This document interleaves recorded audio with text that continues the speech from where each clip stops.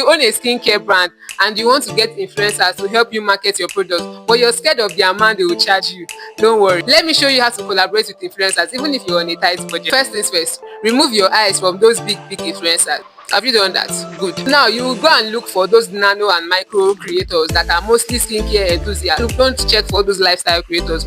You want people that have love for skincare. Then you send them a DM. Don't go and start saying, oh, I want you to market my product for me. Don't start like that. Let me show you what you are going to say.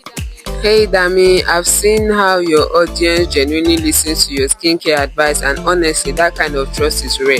I'd love to send you our glow serum because I believe in what we've created and I think your honest take would mean a lot to us. No pressure at all, we just want your real opinion if you're open to it. When you go like that, you're telling them, oh, you don't have to post, there's no pressure on them to post or anything, right? You just want to give them, and if they like your product, they will definitely post it, and if they don't, that's fine. You can also ask them if they do UGC, that's user generated content. That's one you can just post it on your own page, use it to run ads, right? Also look for your best customers, your customers who already love your brand. Those honestly are your greatest influencers. They can help you to create UGC, how your brand has helped them elevate their skin, stuff like that. Honestly, you don't even necessarily have to go for influencers right away if you're still trying to build your brand, if you're still trying to like get more word out there for your brand. You don't honestly have to start with influencers. You can just do UGC. Get your, as I said before, get your most authentic customers, get them to give you a UGC. You can offer them free consultation or free products in return just to get their UGC and use that to drive sales. Eventually you get the buzz out there.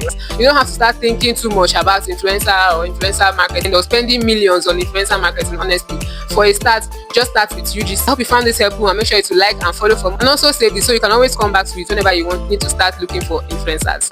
See you in my next one. Bye.